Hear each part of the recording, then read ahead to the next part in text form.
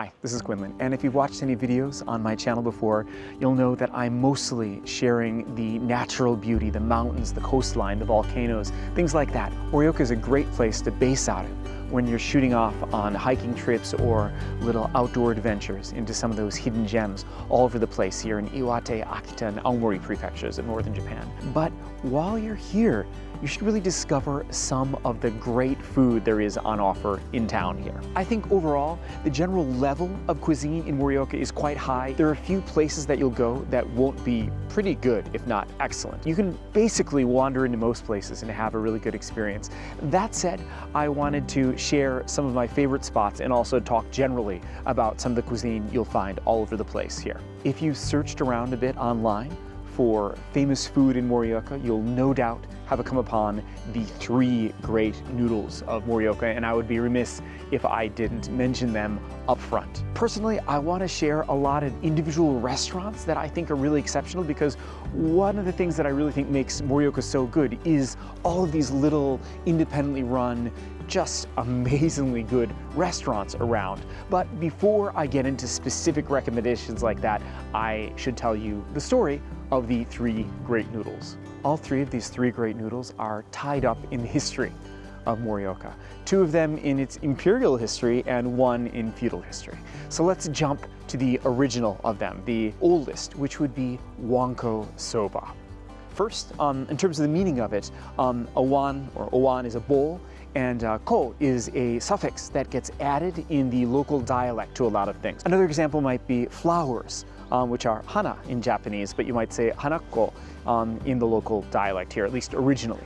Soba, on the other hand, is buckwheat noodles, and you find that all over Japan. So Wanko Soba literally is bowl and buckwheat noodles. If you watched any number of videos about food in Morioka, you've probably seen at least one video of someone eating Wanko Soba. It's where they are eating, one bite at a time of soba noodles and stacking the bowls up in front of them. You're trying to eat like 100. It's almost like a competition more than a standard meal.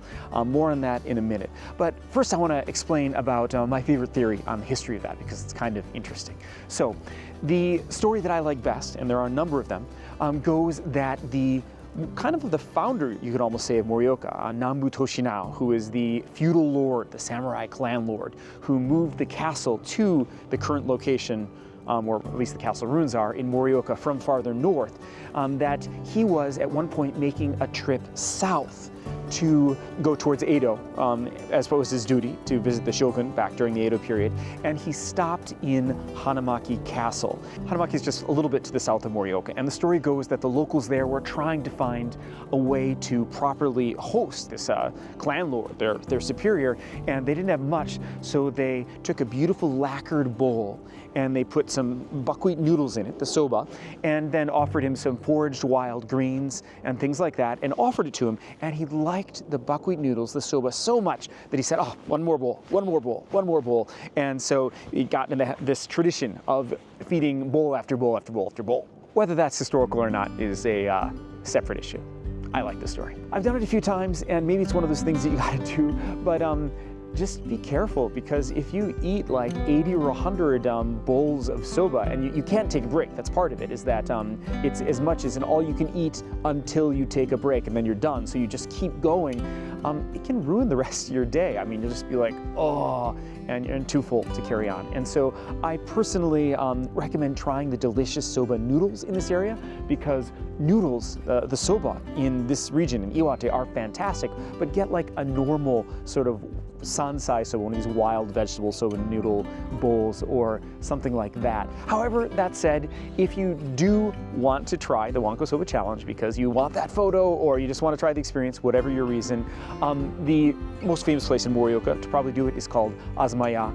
Link in the description. There's a location right at the station, and the more traditional older one, which is about a 15-20 minute walk from the station, just past the castle park where I am now. The second of the famous noodles is tied rather to Morioka's imperial past, and this is Morioka Reimen. Now, Reimen is actually a Korean dish. It literally translates as cold noodles in Japanese, and there was a Korean man who, in the late 1930s, when Korea was occupied by Japan, was able to immigrate from present-day North Korea in or near Pyongyang to here in Morioka, because he was already part of the Japanese Empire as living under their occupation, and he opened the restaurant in the early 1950s. Apparently, he really struggled at first because the noodles weren't that popular, but after just keeping at it for decades, in the 1980s, there was a big gourmet boom, and he had maybe edited the consistency of the noodles and the dishes, and it became really popular then. And they even started branding it as Morioka Reimen. And of course, now you can find Morioka Reimen all over the place. Now, the original restaurant that he founded is basically the current Pyeongpyeong-sha. And there is their main one, which is right along the Shizukuishi River, kind of near my house where I live. But they now have a number of locations around Morioka. And Morioka Reimen are fantastic. It's almost always paired with yakiniku, where you're getting the thinly sliced raw meat to grill. And so you can get a bowl of noodles, you can get the meat grill, or even the bibimbap. It's sort of like an all-purpose Korean restaurant. And there are a number of Korean restaurants now, thanks to that one original immigrant. Another popular place right across from Morioka Station is called Seirokaku. It's right above the pachinko place across from the station. And again, I'll link to all this in the description. Now, the third is Morioka Jajamen. Jajamen also is tied to World War II. In this case, there was a Morioka man who was living in northern China, in the area that I guess would be called Manchuria. Then it had a Japanese name. And he wasn't a soldier, but he was one of the Japanese who moved out into the greatly expanded Japanese Empire during that period. But at the end of the war, in 1945, he was kicked out and made it back to Morioka. And one of the things that he loved from his time in China was a type of local noodles that were a fat, sometimes flat noodle that had a Chinese name that I'm not going to try and mispronounce.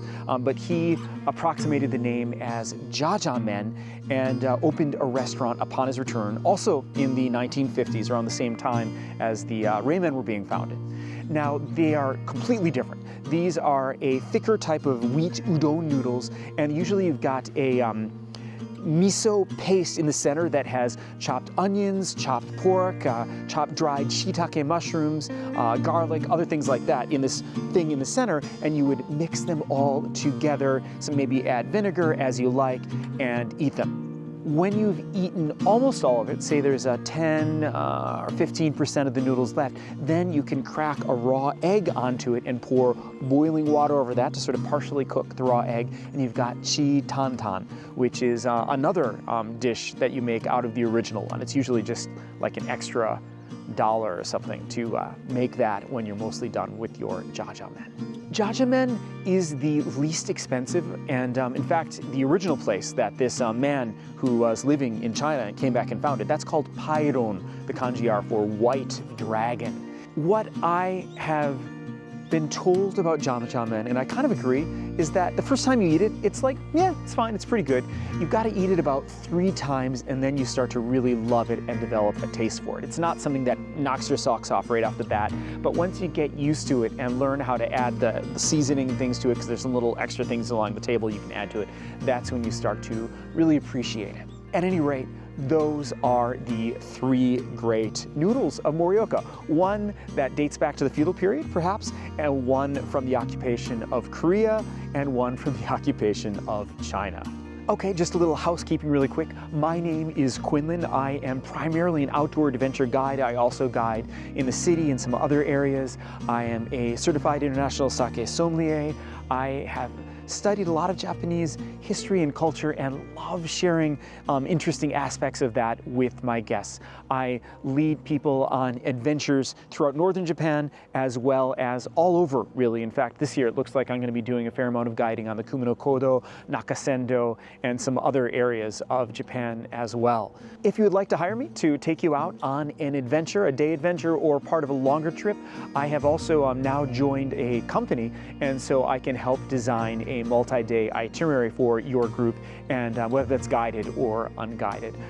Hit me up directly. There's a link in the description. You can also hit me on any social media and I would be glad to answer your questions. My original plan today was actually to go in and eat one or more of these at the station, but when I went in there, it's Wednesday at lunchtime when I tried to do this today, and everywhere was crowded. It was just loud, there's music in the background, the lighting isn't great, and there were lines going into every restaurant that I tried to go to. And so, yeah, I gave up on that and decided I'd just come to a quiet space here in the park and describe it to you and show you photos. Sorry about not being able to make it a more dynamic, vloggy experience. I'm so used to making videos up in the mountains that I'm still not used to filming in restaurants with lots of people around. I don't want to be you know, annoying in people's way. Hopefully I can find a way to do that so I can bring you inside restaurants instead of just describing them from somewhere like this in the future. If you're just near Morioka Station and you want to try those 3 great noodles, there is a Pairon location, one of the branch of that original Jajamen, as well as one of Morioka Reimen, and of course there's even a place in the attached mall in the basement where you can try Wanko Soba, as well as numerous other iterations of soba in the station itself. One other place I just want to mention really quickly is probably the most delicious chicken you can get anywhere in Morioka, and that is a place called Momodori. It's right as you get out of the station, go on the underpass, and are walking up the road, approaching the main bridge, Kayunbashi, that goes over the river, and it's right on the left there on the 1st and 2nd floor. Of course, link in the description, so I don't even need to tell you how to get there. You can find it. But this place is incredibly popular, and you can go there for lunch or for dinner or as a place to get good food with beers. And the dish that you gotta try there is called momodori. I mean, all the chicken there, whether it's karaage or whatever, is fantastic. But look at this momodori. It's I don't even know how to describe it. It's so good. You've just got to try it. One last place I want to mention in this video is a liquor store right next to that Momodori on the way towards Kayunbashi from the station, just like 2 or 3 minutes away from the station. It's called Sakamoto, and what makes this liquor store special is, well, 2 things. One, that they've got a really fantastic selection of rare, hard-to-get Japanese sake. You wouldn't necessarily know if you don't know what's rare, but trust me, they've got really exceptional stuff. It's one of my 3 favorite liquor stores. It's kind of sad that I have 3 favorite liquor stores. Maybe it's not. I don't drink that much. It's just when I do, I want to drink really good stuff. And when it comes to Japanese sake, they are amazing. You can get akabu there. You can get yoimon, another one of the most amazing Japanese sake, but I'll do a whole nother video about them later. Basically, they have a lot of really rare stuff, even a type of sake that's brewed from the cave water in Ryusendo. This cave, it's one of the 3 largest limestone caves in all of Japan, and it has the deepest underwater lakes. It's more than 130 meters deep, if I remember correctly. And so they're taking this pristine spring water and brewing sake with it. And they collaborated with this liquor store to make a rare limited edition sake, which you can see there. And so, great place to buy gifts. And the other last thing about the store is that it serves as a kaku-uchi place. Now, what kaku-uchi means is that it's a liquor store, not a bar, not an izakaya, a liquor store where you buy an unopened bottle and bring it home. However, being a kaku-uchi place means that you can also drink there, in that they'll have a limited selection of sake, sometimes beer, other things like that, that you can buy glasses of and try in the store. They've got a little spot for that. And so you can try some of this really rare limited edition 2 or 3 minutes from the station in this Sakamoto liquor store right here. Good chance to really taste what you're going to try before you buy it. Okay, I've been talking for long enough. This is, after all, a YouTube video, not a podcast. And thank you, by the way, for watching all the way this far into the video. I'd like to continue the series and hopefully work up the know-how and the courage to go in and actually start filming in restaurants and bars around Morioka to sort of share some of the hidden gems in town as well, so I can create a series showcasing the most delicious places to eat and drink while you're based in Morioka to shoot out for glorious adventures into the mountains, the volcanoes, the coast around here. Thank you so much for watching, and I'll see you on the trails.